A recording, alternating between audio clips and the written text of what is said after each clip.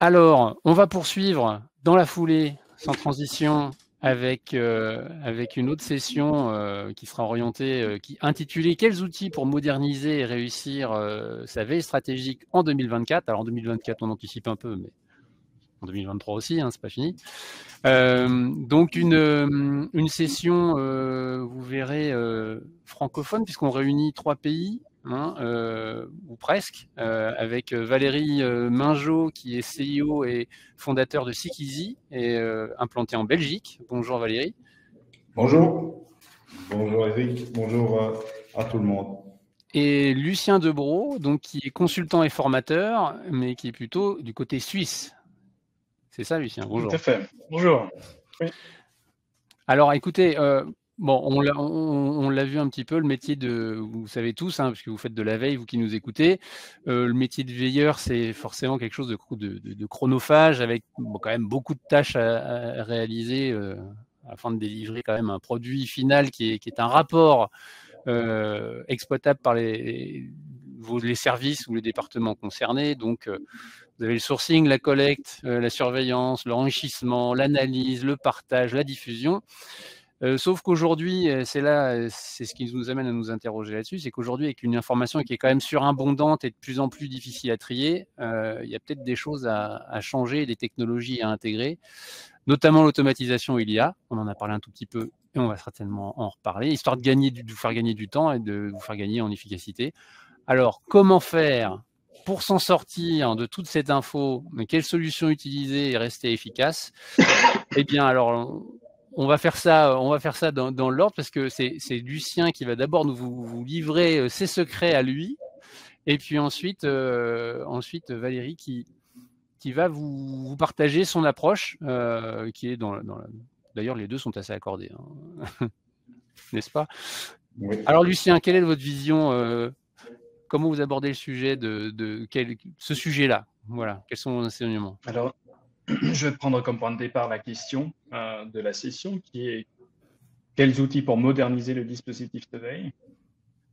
Et tout de suite, j'ai envie de dire, mais pourquoi moderniser? Il y a l'évolution technologique, donc on a abordé les grands modèles de langage. Nous avons parlé de la reconnaissance d'image.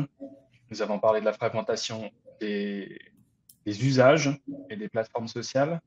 Donc cette évolution technologique, elle nous invite en quelque sorte à moderniser. Mais au final, je pense tout de même que la modernisation, c'est toujours le résultat d'une situation qui est devenue trop compliquée.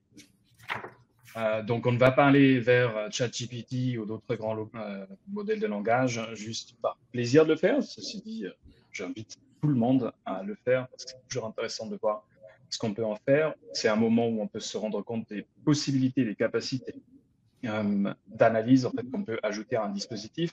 Mais j'aurais plutôt tendance à dire, regardez votre dispositif actuel. Vous êtes dans des situations toutes particulières et tôt ou tard, il y a quelque chose que vous n'allez pas faire ou pas bien faire parce que ce n'est plus possible ou ce n'est pas encore possible. Et moi, je me suis spécialisé dans l'analyse des données d'opinion. Donc, je suis obligé de suivre l'opinion, de suivre les parties prenantes. Et donc là, l'un des premiers enjeux, on revient sur Elon Musk, la fin de l'API de Twitter telle qu'on la connaissait, la fin de CrowdTangle aussi en ce qui concerne Meta, donc l'univers Meta. On peut parler des nouvelles plateformes qui vont réussir ou non, on ne le sait pas encore, Blue Sky, Mastodon, là depuis un moment, mais un peu renforcé du coup par l'exode de Twitter. Threads, pourquoi aller là-dessus? Puisque si vos parties prenantes vont sur ces réseaux, vous êtes obligé de les suivre. Donc, si vous vous intéressez, comme moi, à l'opinion, ou que vous avez besoin aussi tout simplement de leurs différents points de vue pour les intégrer dans une veille qui relève plus de la sélection. On l'a vu tout à l'heure avec Christelle, il y a vraiment au moins deux grandes typologies de veille. On est plutôt sur une sélection d'informations et où le partage est extrêmement important. Une autre grande typologie, donc c'est vraiment très artificiel comme séparation, où l'analyse, elle prend le dessus. Moi, c'est certain qu'en travaillant sur l'opinion, je suis plus proche de l'analyse parce que je dois tenir compte de tout un tas de choses, c'est-à-dire des opinions qui ont été relayées par les biais de campagnes d'influence, de campagnes commerciales, de campagnes d'ingérence. Donc, on a aussi l'élément guerre informationnelle dont il faut tenir compte. Et là, pour s'attarder un tout petit peu sur ce point-là, comment réagir à cette instrumentalisation renforcée des réseaux sociaux qui, aujourd'hui, avec les conflits que nous avons à nos portes, nous éclatent au plein jour, en quelque sorte, c'est l'analyse des réseaux. Je ne peux pas déceler, je me souviens d'une étude réalisée il y a 2 ans, la seule manière de déceler cette campagne d'ingérence, c'était l'analyse de réseau. Je n'aurais pas pu le faire en traitant les informations dans le flux, même en segmentant. Il fallait absolument dessiner les liens entre des audiences, des groupes d'audience, des groupes de communautés, tels qu'on les appelle parfois, et des arguments. Et là, vous ne pourrez pas faire l'impasse sur l'analyse de réseau. Aujourd'hui, vous voyez de plus en plus des visualisations de type GFI apparaître sur LinkedIn, et c'est très bien parce que c'est une manière de lire l'information. Et en l'occurrence, quand on est dans une configuration de campagne, de mécanisme d'influence, l'analyse de réseau, elle est indispensable. On a ensuite, je l'ai abordé, la question de la fragmentation des usages. Donc, moi, je ne parle jamais de solution de veille en tant que telle. Je parle toujours de dispositif de veille. Et le dispositif, il s'agit du coup de moderniser. Là-dedans se trouvent aussi bien les différentes solutions que nous avons abordées ce matin, de différentes tailles, à différents coûts et prix, mais aussi l'analyste veilleur et bien sûr les bénéficiaires du dispositif. C'est un ensemble.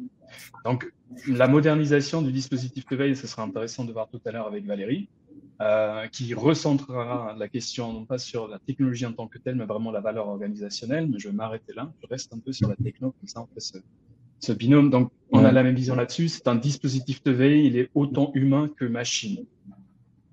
Et en parlant de machine, si je pense aux grands modèles de langage type ChatGPT, Llama, Mistral, typiquement que vous arrivez à la fin des capacités d'une analyse sémantique telle que vous la connaissez sur différentes plateformes de veille sous forme de requêtes booléennes.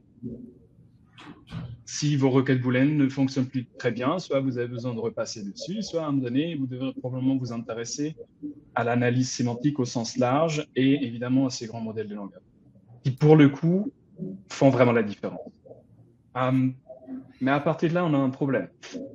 Parce que vous pouvez avoir des solutions, et là je parle bien de solutions pour lesquelles vous payez une licence, qui ne vous permettent pas de faire la connexion avec ces nouvelles technologies.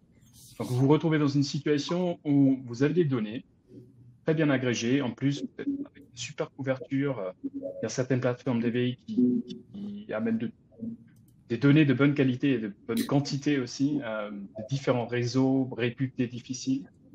Mais comment les brancher sur ces nouvelles technologies, de ce qu'on qualifie aujourd'hui d'IA génératif.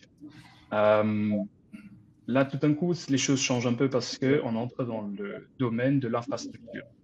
On a d'une solution d'un côté, donc évidemment, vous pouvez exporter des données, vous les mettez dans un fichier CSV, JSON, Excel, puis après vous la remettez dans l'autre outil. Mais d'un point de vue flux de travail, c'est pas évident. Donc, la tendance que je vois quand même, si je prends la modernisation, évidemment, la question c'est toujours où est-ce qu'on se trouve aujourd'hui et quels sont les besoins, parce que la veille, comme l'analyse, elle répond à un besoin et c'est pas le dispositif qui l'a pour lui-même. Mais la tendance générale, c'est tout de même elle va vers une infrastructure qui permet d'intégrer des briques. Et les solutions de veille, en règle générale, sont des briques parmi d'autres briques, comme des API indépendants, comme des places de marché de données indépendants, comme des outils de scrapping, comme votre travail manuel. Et ça, c'est la tendance générale. Donc, qu'on s'intéresse à l'IA générative, à l'intégration aussi d'autres sources. Si je reprends par exemple Blue Sky, comment intégrez-vous aujourd'hui Blue Sky dans votre dispositif? Soit vous avez la chance dans une solution de veille qui propose des connecteurs, soit vous devez vous-même créer ces connecteurs-là. Et ça, sans vouloir parler trop de mon expérience, mais ces dernières années, j'ai eu que ça. Ça ne s'est jamais arrêté. Il y a toujours, comme le disait Christelle tout à l'heure, il n'y a pas de solution idéale. Et la solution, elle a dû se reconfigurer au fur et à mesure que les plateformes ont changé, que l'accessibilité aux données a changé, que les enjeux de protection de la vie privée ont pris une importance accrue. Et donc, raisonner plutôt en termes de dispositifs, voir des solutions de veille comme des briques, parce que de fait, elles ne pourront jamais tout faire. Et même celles qui intègrent, donc on parlait de l'apprentissage automatique, et c'est vrai, ça fait des années, c'est dedans, il y a certaines plateformes qui le proposent depuis longtemps. Mais est-ce que cette implémentation de la technologie d'apprentissage automatique, est-ce qu'elle répond réellement à votre question? Est-ce que c'est toujours pertinent, non pertinent? Est-ce que c'est du clustering? Est-ce que le clustering, c'est aussi le vôtre? Est-ce que les catégories qui sont proposées sont celles que vous utilisez vous-même?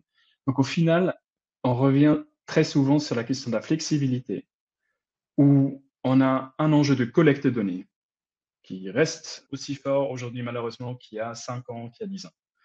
Il y a l'enjeu du tri, de la sélection, où à partir du moment où le travail humain ne peut plus le faire, oui, ça vaut la peine d'aller vers des algorithmes, d'aller vers les grands modèles de langage. Et in fine, il y a l'analyse en tant que telle. Et bon, on peut se poser la question, quelle solution pourrait, de A à Z, proposer cette chaîne de valeur? C'est quasiment impossible. Donc, en règle générale, il y a des compromis. On se dit, ah ben, on ne fera pas cette partie d'analyse parce qu'elle n'est pas réalisable sur telle solution. Ce n'est pas mon approche à moi. Mais de fait, c'est ce qui se passe. Ou inversement, ce que disait aussi Christelle, c'est qu'il y a des fonctionnalités qui ne correspondent pas du tout aux besoins.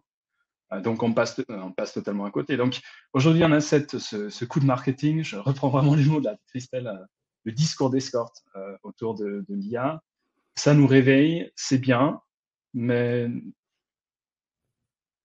finalement, nous avons tous des dispositifs sur lesquels nous rencontrons les limites.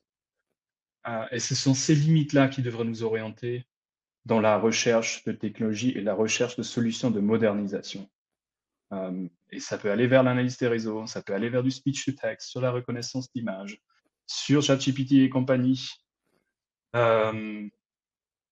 Et je dirais peut-être un dernier mot, si on parle modernisation, on a tout de même une prise de recul par rapport aux réseaux sociaux. Le temps de gloire est bien passé, on revient un peu sur une ère de la raison.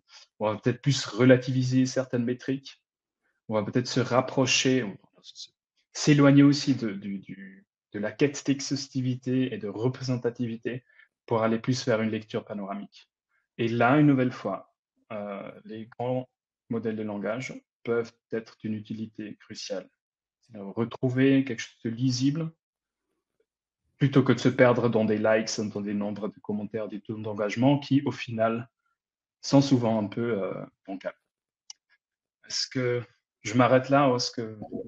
Ah ben, Valérie, il faudrait que vous réactivez le micro. Voilà, c'est bon. Oui, voilà. Il y a un enjeu, que je n'ai pas du tout abordé, c'était les enjeux écologiques. Oui. Valérie l'avait mentionné. Je suis resté sur la partie techno, je n'ai pas du tout abordé la question organisationnelle, donc je pense qu'il aura ce complément bien plus exact, central. Et puis on pourra revenir aussi sur les enjeux écologiques en fin de session. D'ailleurs, Valérie va certainement l'aborder aussi. Oui. Ok, ben, merci. Je vais amener un peu aussi ma lumière au débat. Je vais vous partager la présentation PowerPoint que j'ai préparée. Donc, il faut voir ça comme un support aux discussions et aux réflexions. S'il y a des questions, j'invite le modérateur, l'animateur. Voilà. On les prendra, vous en faites pas. Voilà, on est là. On les prendra. Je vais mettre en diaporama. Donc, oui, donc c'est important. Je vais repartir effectivement du sujet de cette session. J'essaie de la mettre au diaporama, cependant. Et ça ne fonctionne pas. Ça fonctionnait tout à l'heure. Oui. Eric oui. Alors, comment ça se fait sur le... Eh bien, c'est problématique. Mais La petite icône à côté du zoom, non, elle est grisée. Alors oui, c'est bizarre. Elle est grisée, et je ne sais pas pourquoi. Malgré un rehearsal, c'est une répétition, on a parfois des problèmes. Bon, écoutez, c'est pas grave. Ce que je propose, c'est peut-être de toute façon de vous l'envoyer par après et d'essayer de la visualiser en partie en réduisant tant que peut se faire les parties des vignettes. Voilà, je ne saurais pas faire mieux. Donc voilà, donc ce qui est important à mentionner, c'est surtout, comme l'a dit Eric, enfin d'abord je vais me présenter rapidement, donc les gens me connaissent effectivement comme CEO de Sekizi. J'ai une carrière un peu atypique en 3 parties. J'ai d'abord servi au sein de l'armée belge, polytechnicien de formation. J'ai rejoint les troupes parachutistes, paracommandos, et ensuite j'ai intégré les forces spéciales. Force spéciale dont j'ai dirigé le détachement opérationnel en tant que capitaine sur la fin de ma carrière militaire. J'ai ensuite rejoint l'industrie lourde, on va dire, l'industrie de l'armement, FNR-Stahl, qui fournit la plupart des armées occidentales en armement léger, dont l'armée française. J'ai d'ailleurs travaillé pour la DGA à ce titre. J'ai été officier de réserve au service de renseignement de la sécurité. Je me suis spécialisé en intelligence stratégique. J'ai été également consultant pour l'industrie locale et nationale. Et puis après, j'ai fait un revirement dans ma carrière et j'ai rejoint la startup Sekizi que j'ai cofondée et qui est aujourd'hui passé au stade de scale-up. Donc rapidement, voilà. Et c'est vrai que j'ai toujours bien aimé le renseignement en tant que tel, mais également le renseignement en source ouverte particulièrement. Alors, ce qui est important pour Je pense là, Valérie, que votre présentation, elle est possible à mettre en diaporama, non? Puisque oui, maintenant elle s'est mise. Voilà, on m'autorise maintenant, ce n'est plus grisé. Voilà. Parfait, merci Eric. Bonne vue. Donc oui, quelles sont finalement les missions et moyens de Sekizi? Parce que voilà, on est un éditeur de logiciels, on ne va pas accompagner peut-être de la même façon que des consultants, bien entendu. On a notre scope qui est délimité, mais voilà, notre mission, c'est important, certainement pour un ancien militaire, c'est de mettre en place au sein des grandes organisations une veille à haute valeur ajoutée. Alors, directement dans notre mission, vous constatez qu'on définit déjà ce qu'on appelle notre client idéal, notre ICP, comme étant les grandes organisations. Mais voilà, pour certaines organisations plus petites, très agiles et modernisées, on est également là pour les servir. Hein. On n'est pas, je dirais, très restrictif. Mais enfin, voilà. On va mettre en place au sein de l'organisation une veille à haute valeur ajoutée. Et on va le faire, et ça, c'est vraiment bien ce que Lucien a dit, c'est que c'est cette notion de dispositif. C'est important, voilà, on a à la fois la technologie, la méthodologie et l'expertise, donc c'est l'équipe qui doivent travailler ensemble. C'est un triptyque, on ne peut pas, on va dire le produit va tout faire ou l'humain va tout faire. La valeur ajoutée, pour nous, les hautes valeurs ajoutées, c'est réellement apporter de la richesse à ce qui est produit. Et donc, on est parti du constat sur le marché de la veille sur lequel on est depuis quelques années maintenant que finalement trop de veille était à faible valeur ajoutée. On a d'ailleurs eu des prospects qui nous disaient bah, tiens, en interne les gens ne savent pas ce que je fais ou en interne je n'ai pas l'écoute de mes supérieurs ou ce genre de choses. Eh bien, voilà, ça finalement, c'est un gros problème du marché de la veille à ce jour, c'est que la veille est à faible valeur ajoutée. Parce que si la valeur est reconnue, ce genre de questions ne se pose pas et la personne est bel et bien connue au sein de l'organisation.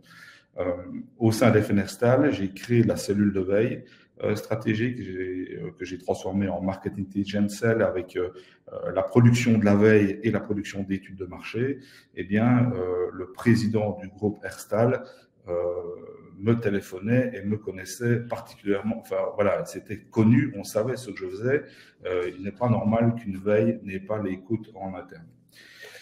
Donc voilà, le constat, ça part de 2 postulats et de 2 principes de base, on va dire, c'est des axiomes. C'est d'abord qu'une veille qui est non consommée n'en est pas une.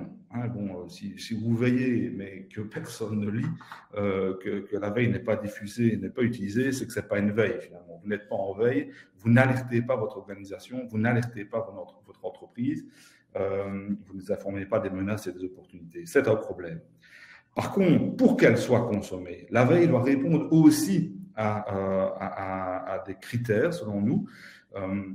Alors, sur le critère d'exhaustivité, Lucien s'est déjà exprimé, mais on peut débattre de ça. Il faut prendre ça avec des pincettes. Mais ce qu'on trouve important maintenant, c'est que le dispositif produise des résultats exclusifs, c'est-à-dire qu'il y ait la primeur et la fraîcheur. C'est trop souvent en entreprise, on voit encore des gens, et chez nos clients aussi, qu'on commence à accompagner et faire évoluer. Les veilles sont diffusées mensuellement, voire hebdomadairement.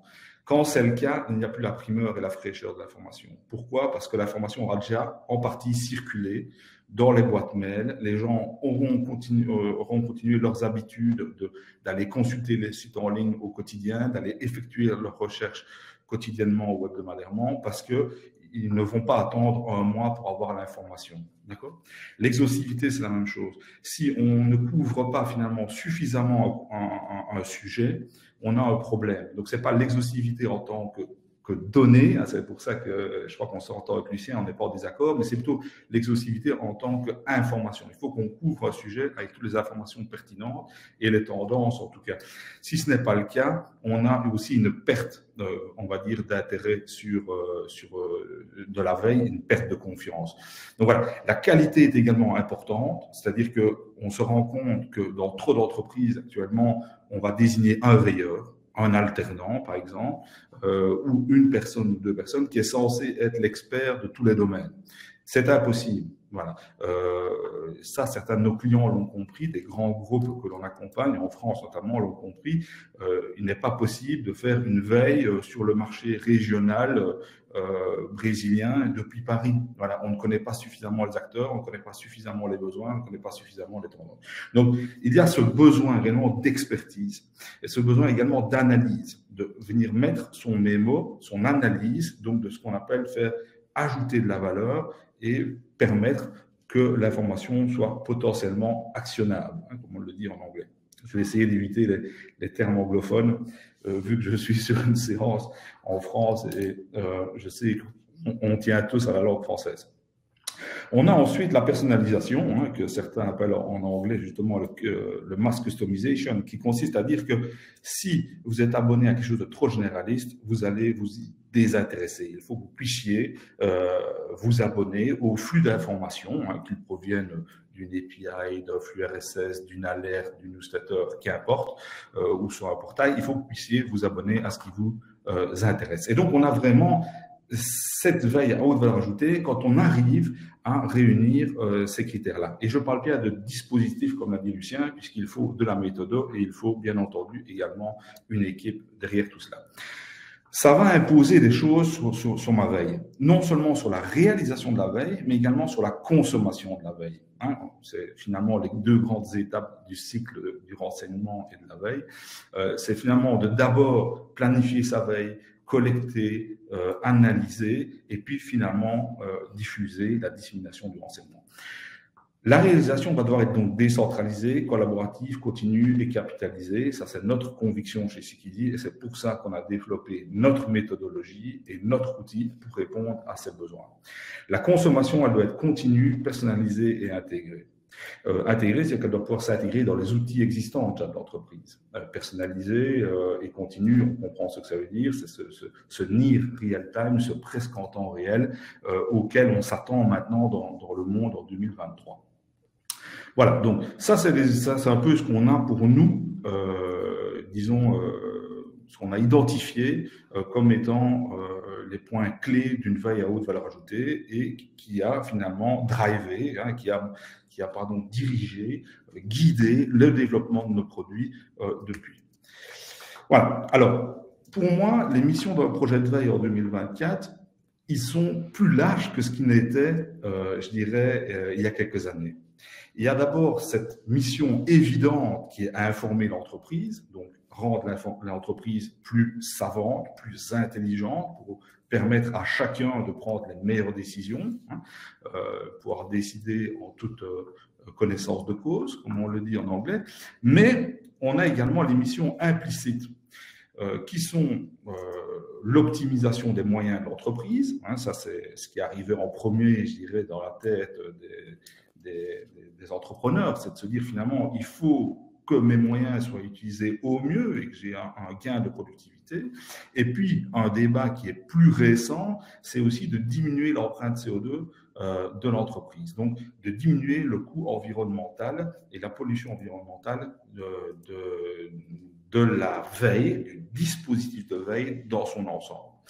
On sait qu'on réalise une grande partie de sa veille digitalement, sur le digital, sur le numérique, sur le web, où on trouve énormément d'informations. Le digital a un coût, la consultation de l'information a un coût environnemental. Donc ça, c'est finalement ce que j'appelle un peu les missions implicites. Certains de nos clients ont ajouté la diminution de leur empreinte carbone dans leurs objectifs stratégiques, et donc il est important de s'y intégrer également. Voilà, donc mission implicite, informer l'entreprise, bien entendu, mais on demande également d'être beaucoup plus large. Et je vais parler bêtement de diminuer l'empreinte CO2 de l'entreprise. Quelque chose qui nous a attiré, nous, chez Skizzy, c'est cet aspect de web toujours plus lourd. Et on a fait en sorte que finalement, consulter de l'information, consommer de l'information sur notre plateforme et un impact écologique plus de 10 fois moindre qu'en ligne sur les informations où elles sont publiquement disponibles. Donc, on a fait des tests, on est dans un facteur de 10 à 20 fois moins pénalisant environnementalement. Donc, ça, c'est important aussi, je pense, d'intégrer cela aux réflexions, de se dire que finalement, entre envoyer une newsletter qui elle-même va renvoyer vers des articles originaux et ce genre de choses, ou permettre aux gens d'accéder à une plateforme intégrée sur laquelle la personne peut consulter tout, on aura une différenciation en termes d'impact écologique. On a bien entendu également traiter tous ces sujets dans nos choix technologiques de crawl, de fréquence de crawl et de traitement de l'information. Toujours en faisant des choix, pour justifier que notre choix était, on va dire, opportun, avec le juste équilibre entre le besoin du client et finalement ce qu'on estimait écologiquement et financièrement, il faut bien le dire aussi, parce que l'écologie est liée à la consommation électrique et donc à la finance, acceptable. Deuxièmement, pour la productivité, c'est une mission aussi implicite, c'est que tout le monde va parler de ROI de la veille. Mais le ROI, on le sait, Christelle l'a bien mentionné, forcément faire de la veille, ça génère, quand elle est bien faite, ça génère un retour sur investissement. C'est évident, c'est la moindre décision dans les entreprises que l'on accompagne, des industriels, se traduit en millions d'investissements dans un produit, en développement d'une nouvelle ligne, en déploiement sur un nouveau marché ou que sais-je. La moindre décision se compte en millions d'euros, les impacts, et bien entendu, il y a un ROI évident entre une bonne action, une décision prise grâce à un outil, grâce à un dispositif et l'impact. C'est évident. Mais au-delà de ça, on doit aller plus loin. Faire de la veille, oui, c'est rentable. Bon, on peut demander à McKinsey, à Deloitte, tous les grands cabinets se sont déjà penchés là-dessus. Je pense que si malheureusement les gens ne sont pas encore assez éduqués là-dessus, j'espère qu'ils le seront dans le futur. Mais par contre, il faut se dire comment le faire de la façon la plus productive possible, comment engager le moins de moyens possible pour le même résultat. Ça, c'est important. C'est-à-dire, en l'occurrence, chez Skizzy, on démontre qu'il faut exécuter sa veille avec Skizzy parce que ça a un ROI supérieur que manuellement ou que potentiellement avec d'autres solutions concurrentes. Alors là, il y a quand même des choses qu'il faut mentionner, c'est que on va définir le coût, non pas d'une solution et d'un produit, mais le coût d'un dispositif. Et donc, faire sa veille avec un outil gratuit, et ça je rebondis un peu sur ce que Christelle a mentionné, faire sa veille avec un outil gratuit ne signifie pas faire sa veille gratuitement. Okay? On sait que dans l'industrie que l'on accompagne en France, selon vos statistiques nationales, le coût d'un employé de la grande industrie en France, le coût complet société est de 50 € par heure. Ce sont les données officielles. Ça veut dire que quand, en face de moi, j'ai la chance encore d'être encore au contact avec certains prospects et que des prospects me disent, ben voilà, je mets 4 à 5 heures par semaine uniquement pour mettre en forme ma newsletter que je vais envoyer, ben, il faut s'imaginer tout de même que ça va représenter plus de 10%, 10 à 15% de la masse salariale, du coût salarial de cette personne. Ce qui va, je peux vous le dire, être supérieur au premier abonnement de Seekeasy, pourtant destiné aux grandes entreprises. Autrement dit, il faut penser systémique. On est là pour réfléchir avec nos moyens, qui sont des moyens, des solutions, le personnel interne et le personnel externe, donc les consultants qui vont aider à choisir la bonne solution, mais également aider à mettre éventuellement en place le dispositif et à imposer des changements organisationnels. C'est un ensemble et non une solution. Donc ici, ce qui est aussi important de recentrer le débat, parce que j'ai eu beaucoup de débats avec les veilleurs sur la productivité, c'est que souvent, on va se focaliser sur la productivité des veilleurs. Or, finalement, le plus grand gain que l'on peut trouver dans l'entreprise au niveau de la veille, c'est dans sa consommation et non pas dans sa production. Vous pouvez aller voir toutes les statistiques sur le temps que mettent les gens pour rechercher de l'information par jour, par semaine sur Internet, et c'est issu des grands cabinets. Nous sommes limités à une étude plutôt interne qui minimise plutôt ce temps et qui dit qu'en général, on passe 18 minutes, ce qui n'est rien, puisque la lecture d'un article sur Internet, c'est de 5 à 6 minutes. On passe 18 minutes en moyenne à aller consulter des sites de façon récurrente ou réaliser une recherche ou l'autre sur un moteur de recherche. Si on peut diminuer de 80% ce temps en alimentant correctement les gens avec les informations dont ils ont besoin et avec une valeur ajoutée sur l'information et en temps réel, donc on va faire une économie minimale de 3 000 € par employé sur le marché français. Ça veut dire que, je vous laisse faire le calcul, si vous avez 5 veilleurs et 1000 lecteurs dans votre entreprise, 1000 consommateurs de l'information, j'aime bien cette notion de consommateur et pas de lecteur, parce que le consommateur peut être actif, peut réaliser ses recherches, peut intervenir et collaborer, taguer, à enrichir l'information, mais soit c'est un vocabulaire qui est fort utilisé sur le marché français. Si vous avez 1000 lecteurs, vous avez potentiellement un gain de 3 millions d'euros. Donc moi, je veux recentrer le débat surtout sur cela, c'est sûr aussi, ne pas oublier cette fameuse diffusion de l'information. Dans nos missions, que peut-on faire, nous, en tant qu'éditeurs? Est-ce qu'on peut avancer? Peut-on faire avancer un peu le débat? Oui, je pense que le débat peut se faire en amenant des solutions technologiques, mais le débat doit aussi se faire en amenant des solutions au niveau de notre business model, de notre modèle tarifaire. Et c'est ce qu'on a fait récemment, il y a un mois, chez Seekeasy.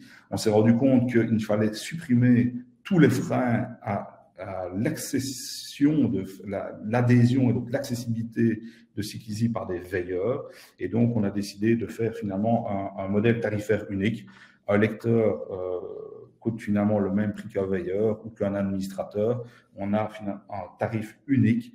C'est à l'entreprise de décider ce qu'elle souhaite faire de ses utilisateurs, pour finalement pousser chacun à faire sa veille, parfois hebdomadairement, parfois mensuellement, parfois trimestriellement, mais dans son domaine d'expertise, en continu, pouvoir alimenter cette plateforme.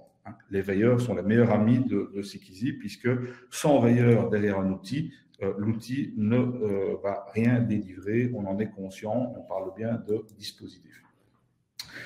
Donc voilà, donc ça c'est important de se dire qu'on doit tous avancer vers quelque chose dans ce sens et de arrêter de parler de utilisateurs passifs. L'utilisateur passif, ça n'existe pas selon nous, il faut l'utilisateur actif. Donc technologiquement, ben ça je pense qu'un commercial pourra vous présenter Seekeasy si vous êtes intéressé un jour. Voilà, je ne vais pas vendre trop mon produit, mais voilà, on a développé en tout cas un outil autonome, il est 100% autonome, il va finalement optimiser ce qu'on appelle le flux de travail d'un veilleur depuis la collecte jusqu'à la diffusion de l'information.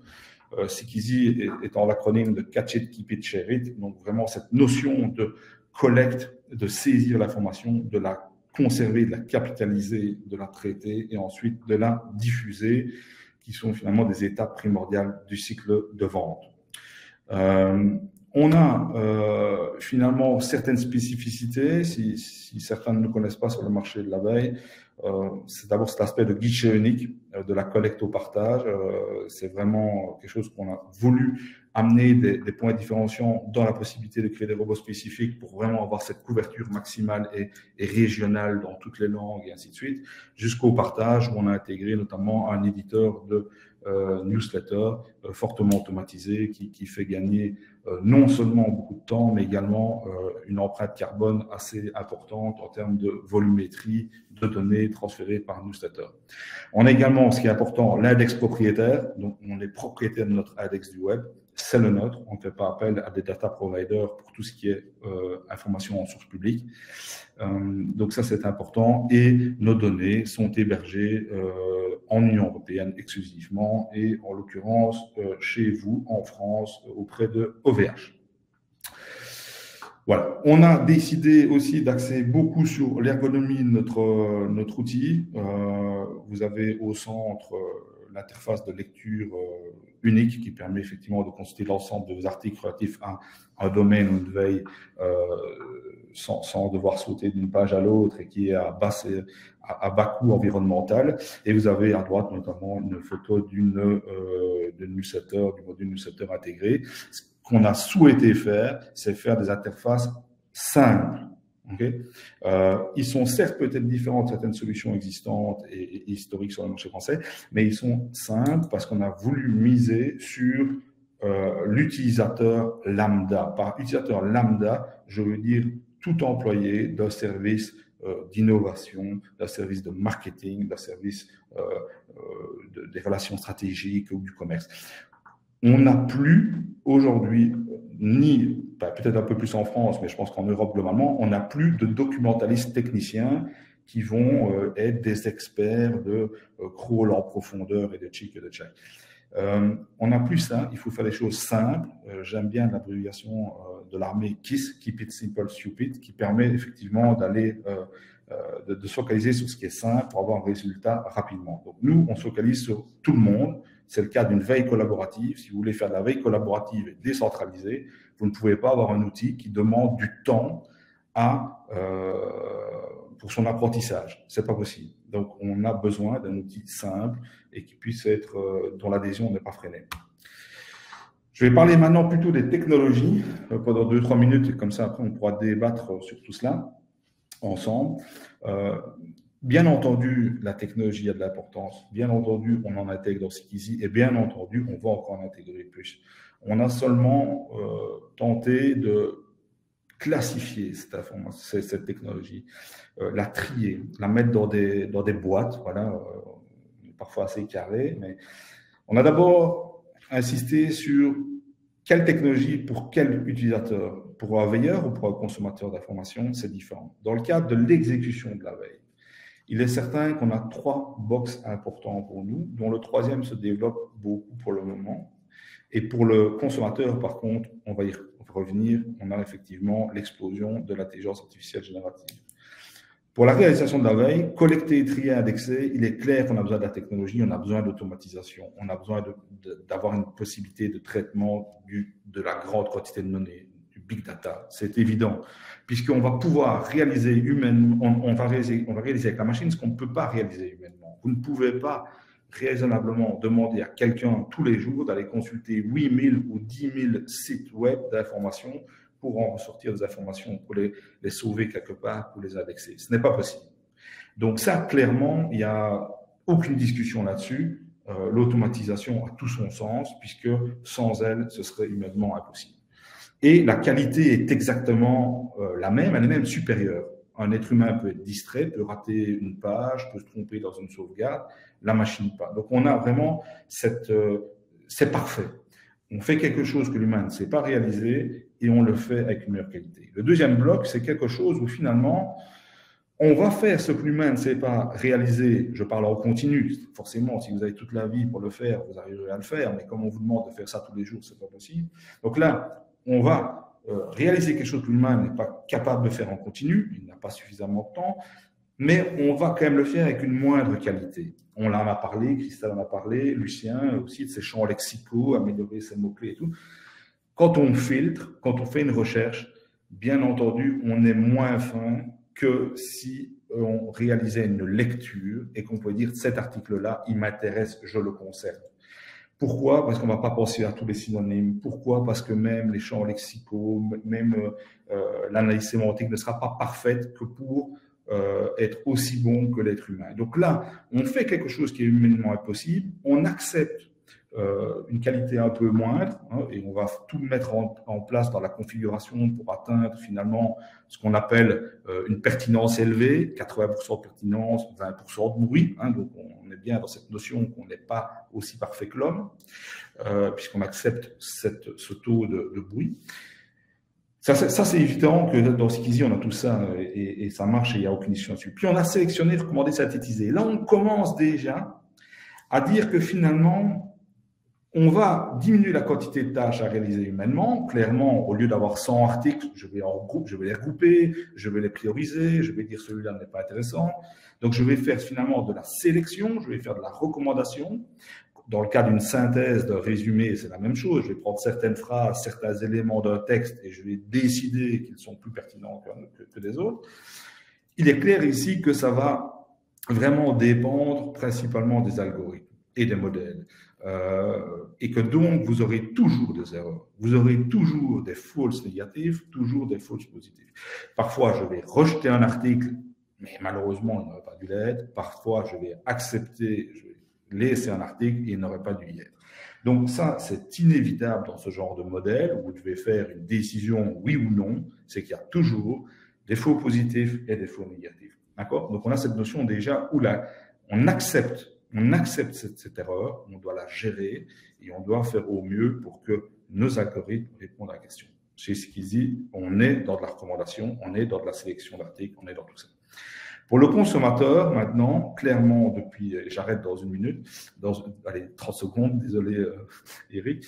Pour le consommateur, là, on est dans plutôt la demande de réponse. Donc, le consommateur va lire ce qu'on lui propose, c'est très bien, c'est déjà un gain énorme, mais le consommateur va vouloir aussi poser des questions et souhaiter qu'on crée finalement une réponse à sa question. Là, on est clairement soit dans, clairement dans de l'intelligence artificielle générative, beaucoup, sur effectivement l'utilisation des large language models, hein, des modèles de langage large. Ici, c'est plutôt, je trouve que c'est exécuter une tâche qu'un humain peut faire, mais plus rapidement. Dans certains cas, il ne saurait pas le faire, mais dans certains cas, oui.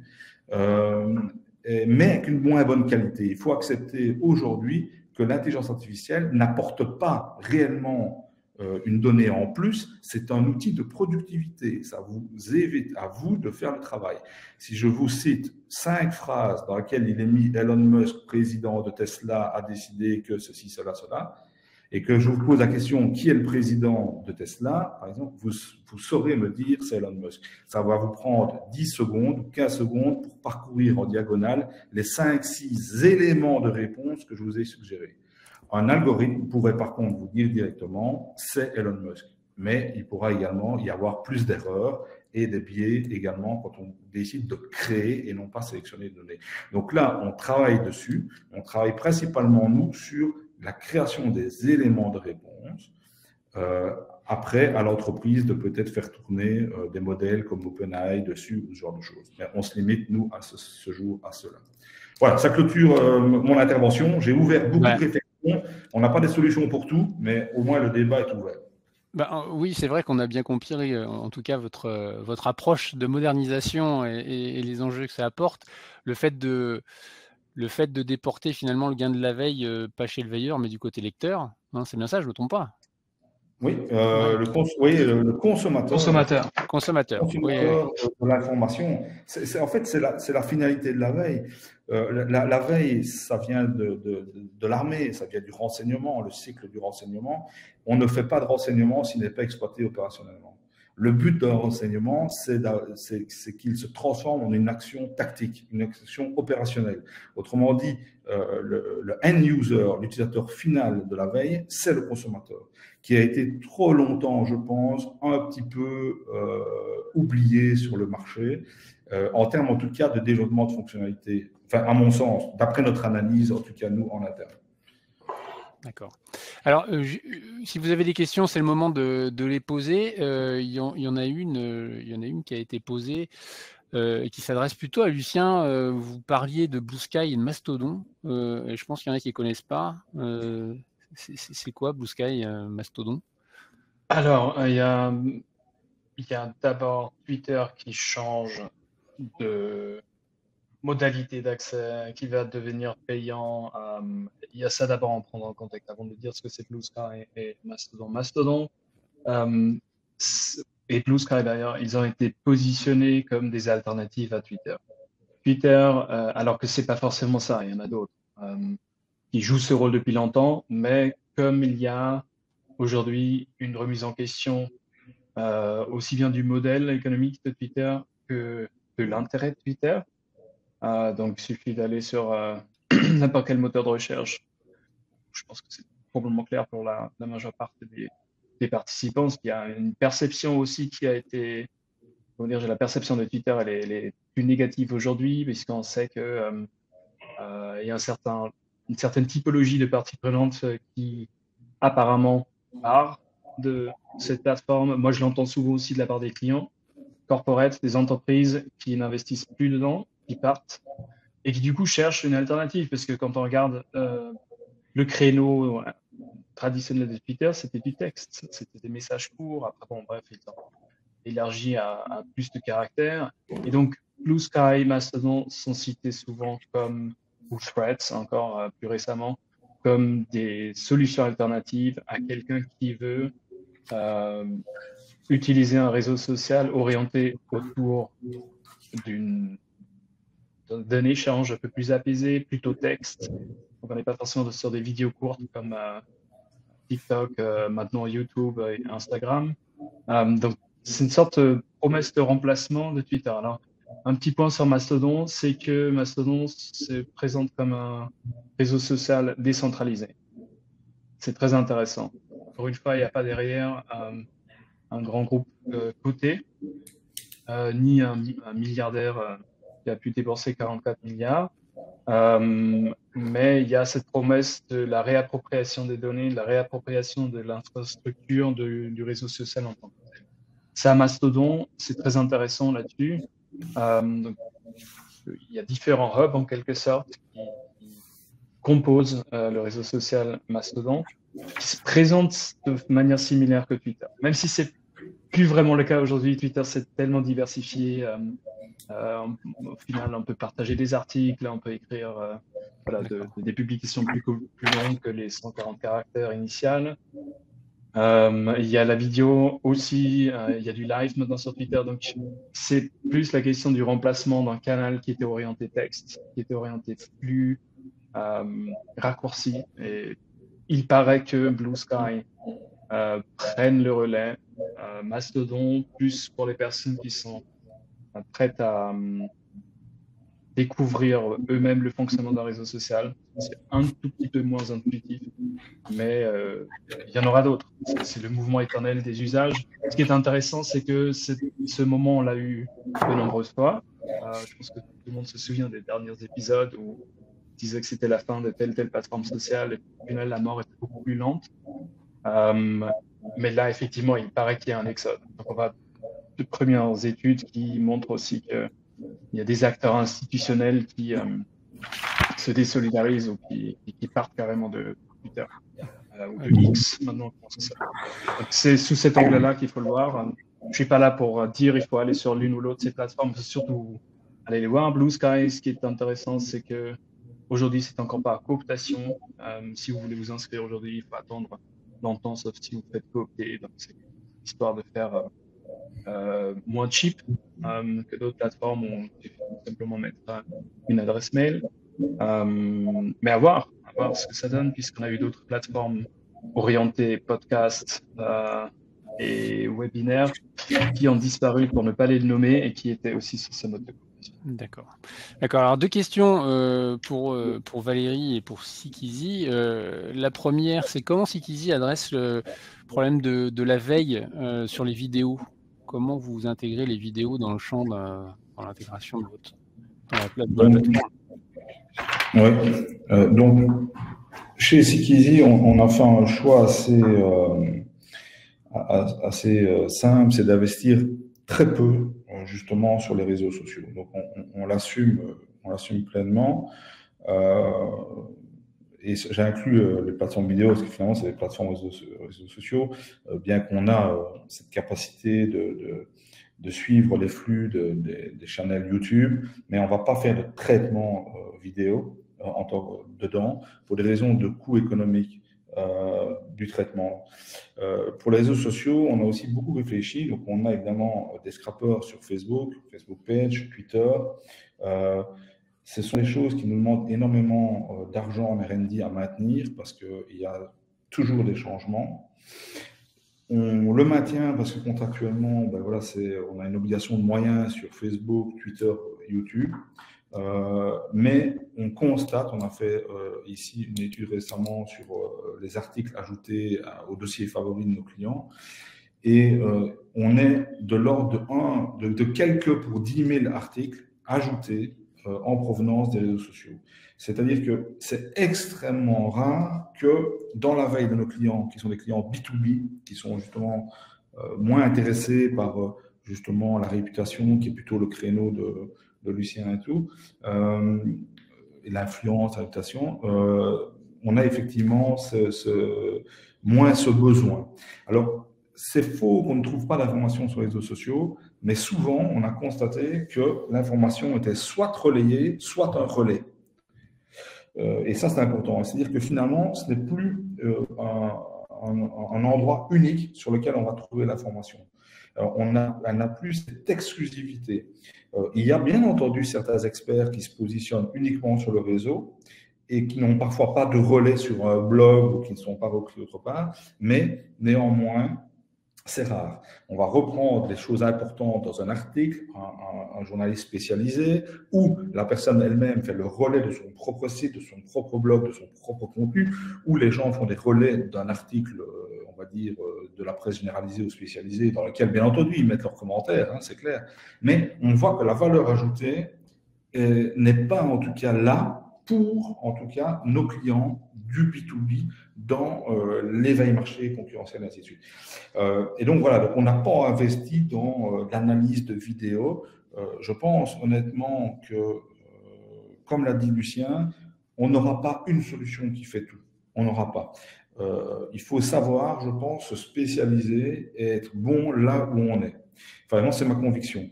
Je pense que soit les entreprises vont travailler par strade, de façon stratifiée, c'est qu'on d'abord se doter d'un outil capable de collecter toute la source publique, puis les réseaux sociaux, puis les vidéos. Donc, on va monter.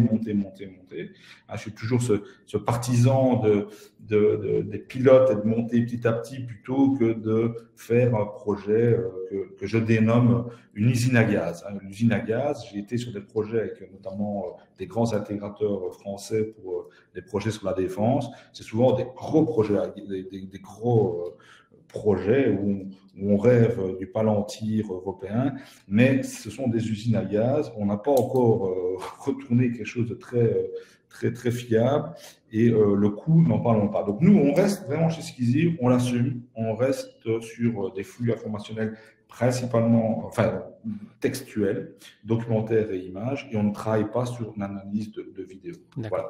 Et en sens large, on a des scrappers sur les réseaux que j'ai cités, voilà, qui semblent pour nous les plus cohérents, comme l'a dit Lucien.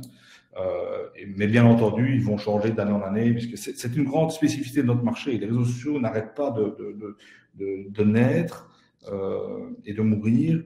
Et donc, effectivement, c'est compliqué pour un industriel ou un intégrateur de logiciels d'amortir des coûts de R&D sur de tels réseaux. En tout cas, et je pense que le marché nous l'a montré. On voit qu'il y a beaucoup d'éditeurs spécialisés dans le social listening qui n'ont pas spécialement facile pour le moment.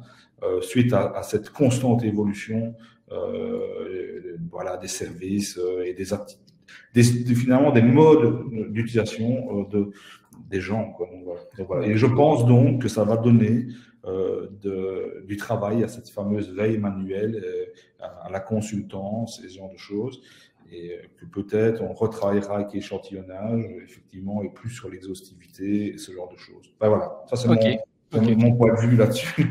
Alors, et une dernière question en 2 minutes. Est-ce que sur Seekeasy, on peut mener une conversation à la ChatGPT pour obtenir une réponse adaptée?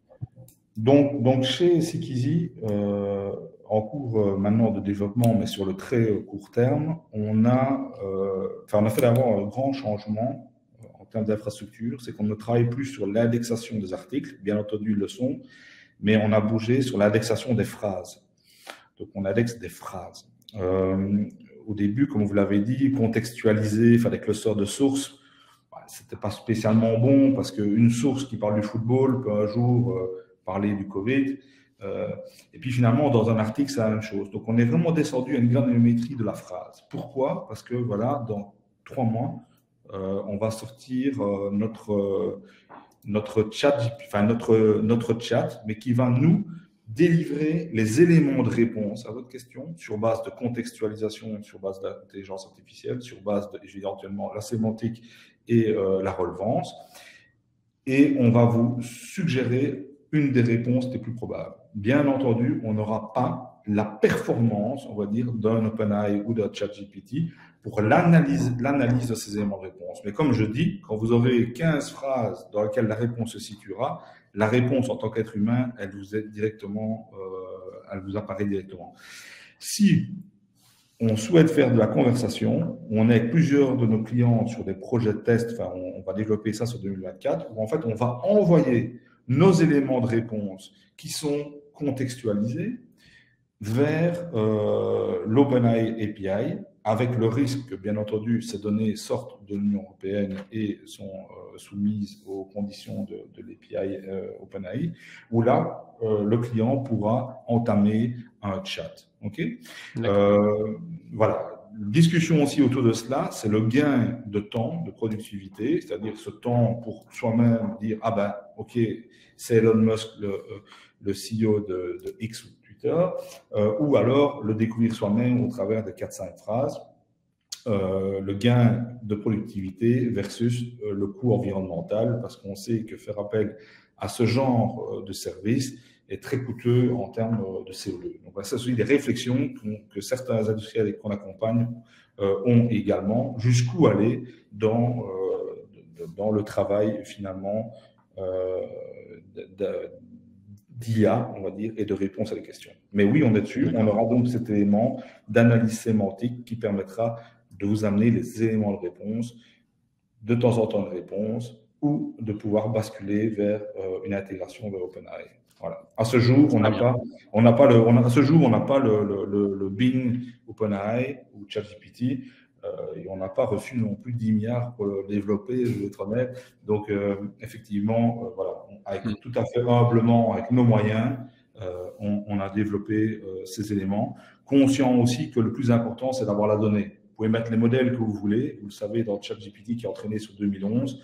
Si vous n'avez pas la donnée à la base, vous n'aurez pas la donnée à la sortie. Donc, on se focalise, nous, sur la donnée, la relevance, la contextualisation et tout ça pour finalement générer les réponses. Entendu. Entendu, oui, vas-y. Oui, juste un petit complément. Moi, justement, c'est venu à la fin, garbage in, garbage out.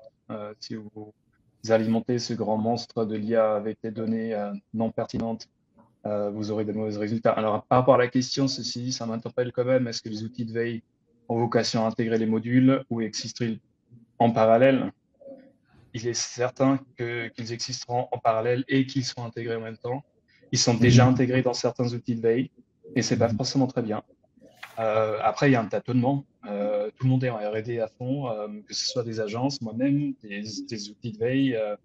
Ils sont tous en train de voir comment ils peuvent l'intégrer. Après, tel que ça se présente aujourd'hui sur le marché, de ce que j'ai pu voir, c'est que, imaginez-vous un grand bus qui va de A à B. Il y a une nouvelle technologie et maintenant on a mis la nouvelle technologie sur le toit. Donc le bus, c'est plus ou moins le même, mais on peut quand même utiliser le truc ici sur le toit. Ça n'a pas encore fondamentalement changé l'outil de veille, mais ça va venir. Et là, ça va être tout autre chose. C'est-à-dire quand on n'aura plus le moteur de base, en quelque sorte, qui assure la collecte, le tri, la mise à jour, l'enrichissement des données, parce que c'est de fait un outil de veille, c'est ça. Hein. C'est comme un peu un petit Google, en fait. Je ne veux pas faire de logiciel de veille, mais quand on regarde comment il fonctionne, c'est ça. Ça va changer fondamentalement quand la technologie de type ChatGPT, parce qu'il y a vraiment beaucoup d'autres technologies dans ce registre-là, quand ils seront totalement intégrés dans le moteur, c'est-à-dire le bus ne sera plus un bus, ce sera une sorte de bus hybride bizarre, la techno est un peu partout. Là, ça va être vraiment différent. Et d'ici là, de toute façon, ça continuera à exister en parallèle. Et la grande différence, que ce soit côté consommateur averti, un peu bricoleuse, bricoleur, ou alors technicienne, technicien, la question est toujours celle de la programmation aussi. Il y aura toujours des solutions no code, pas besoin de programmer, profiter quand même d'une partie de cette technologie parce qu'on met sur des cas d'usage assez larges. Vous cliquez sur un bouton, ça vous fait quelque chose. Typiquement, ChatGPT, le fait que vous êtes dans un prompt, c'est en quelque sorte un cas d'usage, alors que derrière, la technologie est beaucoup plus grande. Et celles et ceux qui gagneront face à ces propositions sont celles et ceux qui s'intéressent au code et qui peuvent travailler de façon programmatique avec ces technologies-là. Après, là, on s'éloigne beaucoup du consommateur infini de la veille. Là, on se rapproche plus du métier de veilleur analyste aujourd'hui. Mais c'est là-dessus que ça va jouer. Soit vous rentrez dans une case où vous êtes dépendant des solutions no-code qui peuvent être très bien, qui peuvent totalement répondre à vos besoins. Ou alors vous allez plus loin et vous allez voir, en fait, vous allez pouvoir décortiquer le petit bus sur lequel on a mis la techno au-dessus et vous serez plus flexible. D'accord. Je rebondis juste là-dessus sur ce que Lucien a dit, puisqu'effectivement, garbage in, garbage out, ou shit in, shit out, comme on dit, mais ce qui est important, c'est effectivement qu'un jour, les gens vont regarder dedans, et ceux qui regardent dedans pourront en tirer plus. Mais ce qui est aussi important, c'est le in. Chez Skizzy, cette fameuse intégration, on la veut notamment où le client pourra, derrière un switch, décider s'il souhaite que l'on alimente le moteur avec les articles validés justement par lui-même, par son compte client. Comme ça, il va travailler sur son dataset d'éléments de réponse et pas sur un dataset d'éléments de réponse de Skizzy dans sa communauté. C'est très important ça, de pouvoir maîtriser son entrée. C'est donner évidemment son contexte, parce que sinon vous allez alimenter du mauvais potentiellement contexte ou des choses qui ont moins de valeur pour votre entreprise. Et finalement, je pense que ce qui est important, c'est est-ce que vous allez vous développer vers un ChatGPT ou ce genre de choses. Nous, ce sera clairement plutôt comme le Bing Bot, c'est-à-dire qu'on va nommer les références auxquelles on fait appel, parce que c'est quelque chose de très important aussi pour le veilleur, c'est de pouvoir vérifier la source de ces données, d'où ça provient, et de pouvoir aussi s'assurer que la compréhension qu'aura fait Skizzy est la bonne et n'est pas finalement erronée. Donc voilà, ça c'est important. Si on se regarde à quelque chose, c'est quelque chose qui cite toujours, en tout cas, ses références. Voilà. Très bien. Bah écoutez, merci à tous les deux. Merci de nous avoir éclairé sur le sujet. On se retrouve avec Fabien à 14h et avec Lucien aussi, je crois.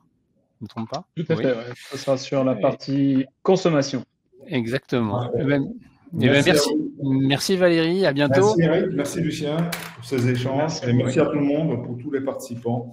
Voilà. N'hésitez pas à me contacter si utilité. Voilà. Bonne journée, bonne continuation pour ce workshop. Bonne journée, au revoir. À 14h, rendez-vous à 14h à tout le monde.